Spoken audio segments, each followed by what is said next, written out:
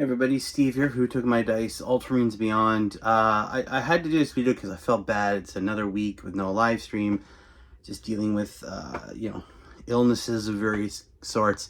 But everything that's been going on recently with all the new 40K stuff coming out and the old world really ramping up, us getting to see models coming out, rules and all that, I decided, it'd be cool if we went back and did another blast from the past.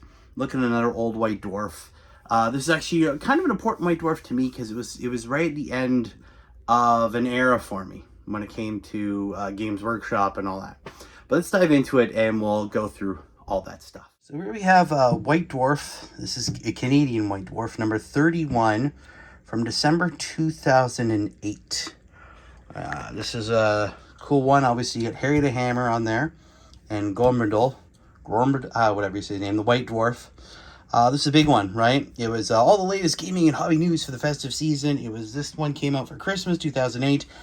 I said it was a special one because this was the last, this is actually the second last one I got before I was laid off at Games Workshop due to a whole bunch of backroom shenanigans and changes and all that happened in Canada. It was a really cool one though. And because it was the last one for Christmas, it was a really cool Christmas we had. I see this one's got a Tale of Four Gamers, a Nazgul for Lord of the Rings, and War in the North for Warhammer. You can see this one has been loved, it's dog-eared, it's all that. It was a really nice white dwarf lore. So let's dive into this. There's a whole bunch of stuff that came out back in this Christmas. You have these mobilization, different backpacks, depending on how big you wanted. You had your tactical backpack, heavy support, fast attack, all the cool stuff. Right, so this one was for glues and paints. This one was, fitting army cases. This one was, a figure case. It was just, a lot of cool stuff. The Dice Cube and the Fallen Giant template. Yes, back in the day in Warhammer Fantasy, when you drowned a giant, it would collapse, just slam down on stuff. And this allowed you to see what it fell on, see what poor, unfortunate souls are crushed to be underneath its fallen corpse. This is all the new release stuff. And we've got the Mega Paint set from back in the day, right? And, of course, the Collector's Age. We had the Animosity Orcs, some orcs fighting over stuff. You can see this one has this one smashed this one in the face with a grot. We have the Sartosan Vampire and the Pirate Captain of Sartosa. These were actually just collector's models. There was never a Vampire Counts pirate army, but it was kind of cool just to get a couple different characters. Right, it was a city of pirates, so you got a human there, and of course a vampire. Cool little additions you could throw into your army to make them a bit more unique, right? Obviously for fantasy. Black Library, of course. This is you have Mechanicum. This is just near the beginning of the Horus Heresy book series, some Imperial Guard omnibus there, and of course Forge World when the Reaver Titan came out. Very, very cool stuff. That one's still a popular one today from what I understand. Don't have it myself. It was expensive then. It's expensive now. All right, let's switch over here. We had Warriors of Gods. This is what was up and coming. And I know lots of people nowadays are taking pictures when they go to Warhammer World of a Rhino. Well, this is when they were building it. You can actually see them in the process of building the tank now. It was at UK Games Day, and now it sits out front of their building. Blood Bowl, Griff Oberwald, he's one of the big heroes. In Specialist Games, this is what they called the whole range. Whether it was Necromunda, Blood Bowl, Battlefleet Gothic, whatever. It's called the Specialist Game Range, right? Game Range. It was pretty cool. All right. Let's skip through some of this other stuff here. We had War in the North, a wonderful little campaign for Chaos on Chaos. A nice big battle there. You see a giant, one of the old school ones lined up to fight for a particular war band of chaos. See all these nice campaign rules, things like Magical Flux. Obviously, magic was a big thing, right? The cool sacred numbers. You need to know what a sacred number of your Chaos Gods is. There it is. You had some cool rules. This is the Empires thing. You could actually build yourself a map. You can see all the little temples and fortresses. And there's cool little playing the campaign, all the cool little the rules, scenarios. There's 1 and 2, and then we had 4 and 5 and 8. So these are scenarios I guess were supposed to be in the book.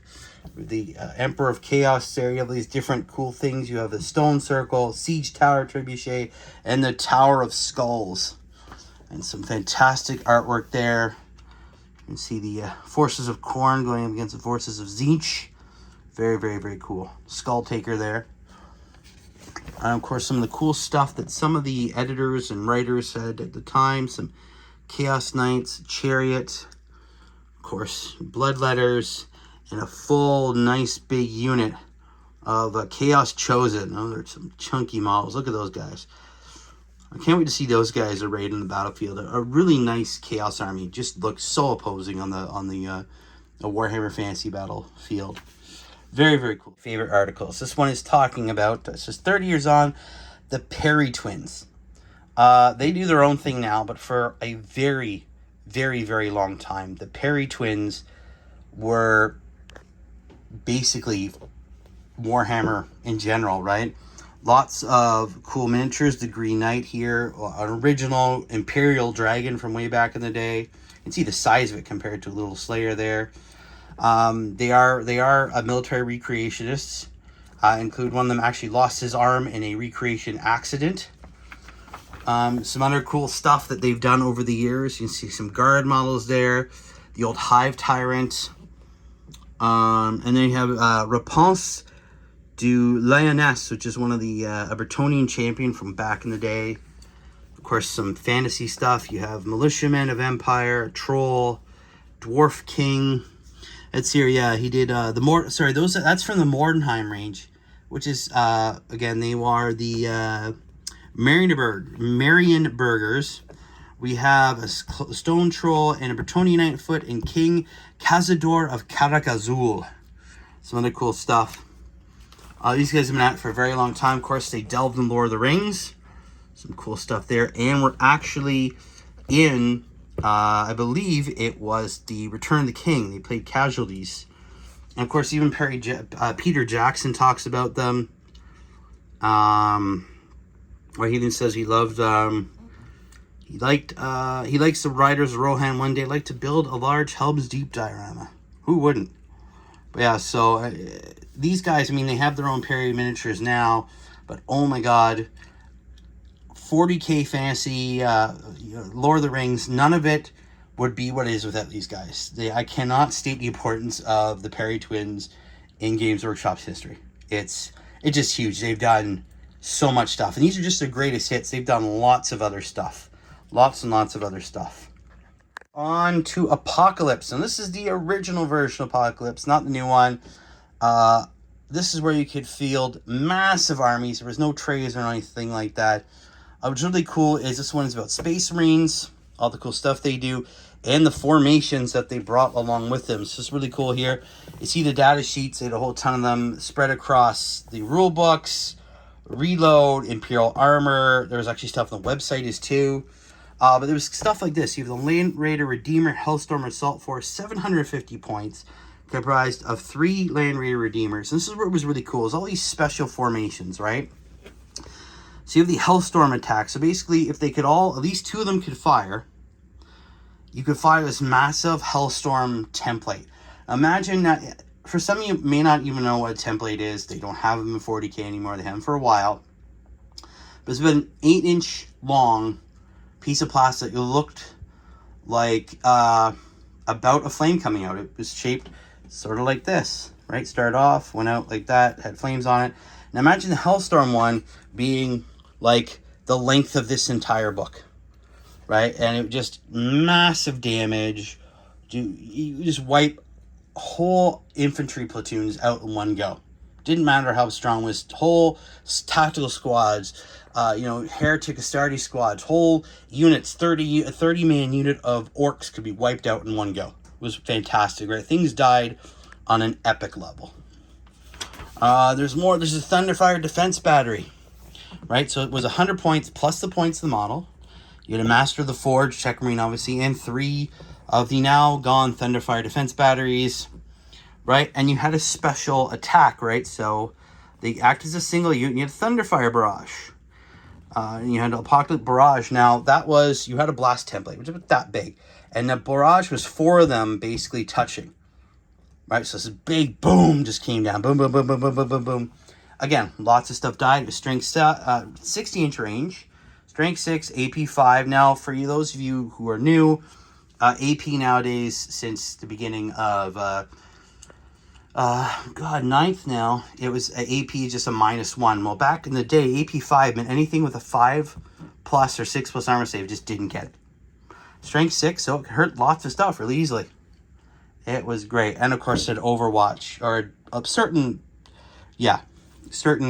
form of Overwatch. Another one we had here is the Deathwind Orbital Strike Force. Imagine a whole strike force coming down just to draw pods with Deathwind missile launchers. Great. And of course, you could do a couple different ones, right? It was points with C below, because you would have just an element if you wanted to, so 3 of them, right? It was 50 points plus the cost of models. Or you could do a whole strike force, so where you'd have 10 of them. You had your locator beacon pod and the 9 drop pods for 150 points plus the cost of models. And you had different things for each one of them, right? Which is really cool. So this is your orbital strike element. You had your missile launchers, which are a bit more powerful. Of course, the locator beacon would come down first, and then the rest would land around it. Very, very cool. And there's just the whole strike force, right? Now, you also had strategic assets. And these were basically like an early version of the stratagems we have now. So this one had the orbital strike force as careful planning. I don't remember what it was. It's been way too long. But it's pretty cool stuff. Up, we have the Saga of the White Dwarf. This was a really cool White Dwarf model they brought out back in 2008. One amongst many. You can see the beautiful little man down here leading his dwarf brethren against savage orcs. It was really cool. This is a character they brought out lots of times. More recently, it's been cool little, in-store purchase models. The White Dwarf, he's been there as a spaceman holding on a grog. Lots of different things over the years. Currently, right now, it is a model you can still purchase. It's an old Slayer model they kind of renamed and repainted. He's got the whole Slayer head instead of having his helmet and whatnot. He's got the Slayer hair, but it's all white. He's wielding 2 axes. But he's stripped of all the cool armor and stuff he's got. I'm hoping that when the new version of Warhammer Fantasy, the old one, comes out, we will hopefully see a new version of him. But it was really cool. Again, here he is, like the front cover. You have the White Dwarf here against Harry the Hammer. Very cool. We flip over. We get a good look at them. These are some of the old classic models. I actually have this one. I need to get it painted. But that's him with Joseph Bugman and Gotrek. Really cool. That was for the White Dwarf 30th anniversary. But let's look at Grombrindal himself. This is actually pretty cool, typical stat line for back in the day. If you haven't seen the old fantasy stuff, this is what it looked like. So you have movement of 3 inches, so a 3-inch move there. Weapon skill 7, really good at fighting. Bliss skill 4, great, not necessary for him. Strength 4, toughness 5, 4 wounds. The I is for initiative, that's how fast he attack in battle. 4 attacks and leadership 10, he was a lord choice.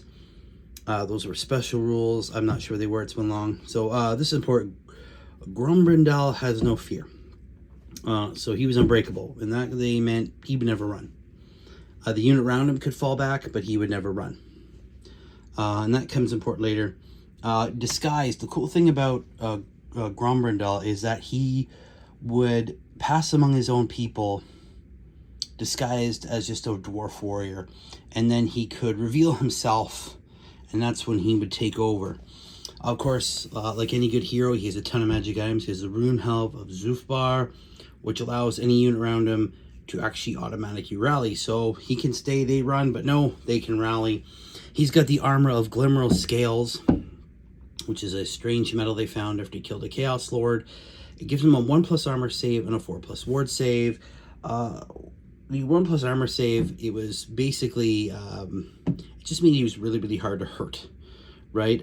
Back in the day, much like now as it is with Rend, that's what you take off your armor save. Fantasy worked differently.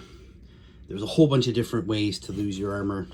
You have the Rune Cloak of Valia, which made him magic resistance 3. Means it was very hard for magic spells to hurt him or go off around him. Not impossible, but hard. And of course, the Rune Axe of Grimnir gives him 2+ strength, so he was strength 6. It allows reroll failed hit and failed rolls to wound, which is great. And of course, the beautiful thing is any models wounded had to reroll a successful armor save. So again, it was really, really good. Of course, we have this here is a chat with Ali Morrison, the man who designed him and all that. It was a really cool model. It was a great model. I didn't pick it up myself. It was great. It was really, I really hope we get another good one. The one we have now just doesn't live up to the what it should be for the White Dwarf, right? I really hope in the new version of not Age of Sigmar, Warhammer Fantasy, we do end up seeing something that more along lines of a true hero for for what has become the Dwarven people. Now, this was a series of books that was supposed to be kind of in the same vein as the Horus Heresy. I don't think it was ever meant to be as complex or long-lasting, but this was a cool series that delved into the history of Warhammer Fantasy Battle, much like the Horus Heresy has. So you had a book about the Legend of Sigmar, the Rise of Nagash, and a book about Malekith. Yeah. So it was really, really cool. Obviously, to get to see the history, like I said, of the fantasy world, get to see where these characters were from, get them see them. Again, it was never meant to be as a lot of people compared it when it came out to the Horus Heresy series at the time. It was never meant to be that big. All 3 books came out. It was actually pretty popular. I don't think it went beyond those, but these are some of the most long-lasting characters, right? Obviously, we never saw Sigmar again until the very end of the End Times, Nagash at the same time, but Malekith is always there. Very cool. And of course, they talked to Gav Thorpe, talking about the Malekith, because that was a very important point in the history of the Dark Elves and the Elves himself, right? You see him there, not burnt up, not killed yet, not killed, but not burnt up, not covered head to toe in the dark armor, but very, very cool. Right, lots of cool stuff there. A cool standard bearer. This is always one of my favorites. Very, very cool. Just talking about the different ranges they had at that point. You can see some of the cool stuff that came out. The Vestroians there. Cool fantasy stuff. Again, I'm hoping with the new game we get to see some more terrain like this. That doesn't exist anymore. Obviously, everything's for Age of Sigmar. Some cool hobby essential stuff about pinning and repairing models. Lots of cool little things. And of course, painting guides. This one's painting a Chaos Lord on horseback. You can see all the different articles there. Things the way they're painting the brass, painting the metal, painting the armor. And the fantasy is painting the tentacles and all that cool stuff. And then obviously the different designs and all the cool little details on these models. And of course, next, painting Space Marines, one of my favorites. Always cool to see his stuff. Obviously, lots has changed now, but a lot of it's very much the same. Obviously, nowadays, we'd see a Primaris Intercessor or, well, the new guys, but all these color variations and the way these markings are for most Space Marines are still the same. Right down adding your symbols. Even some of these cool chapters here, the different elites. Obviously, they've changed some of this up now, so we have battle line and heavy support and close support. Cool stuff still, though. All the cool little honor markings that we still see today on the new models and the specialists. Obviously, we have newer versions, but still very, very cool stuff altogether. Some of the old character model stuff that some of the stuff is, I mean, what's funny enough, this is 2008. These 2 models are still in use today. They are in the Codex. We have Captain Sicarius, obviously, here, and Pedro Cantor, Chapter Master of the Crimson Fist. They're still around, and you look at now, we're 2024 almost. And these guys are still sticking around. Very cool, very cool. And a lovely little chapter gallery here of different models. Again, some of these are still in use. Tactical Marines, Devastator squads, still good to go. Vehicles, the Rhino is still in use. Dreads are still in use. Obviously, the land speeders and bikes have been replaced.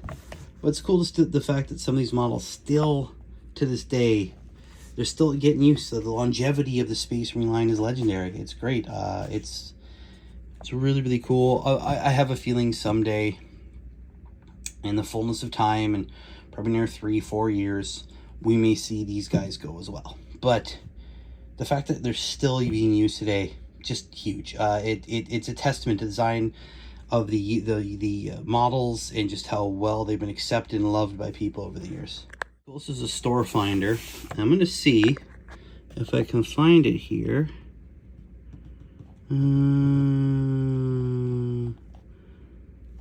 These are independent retailers. I'm going to see. Never mind, those are independent retailers. My bad.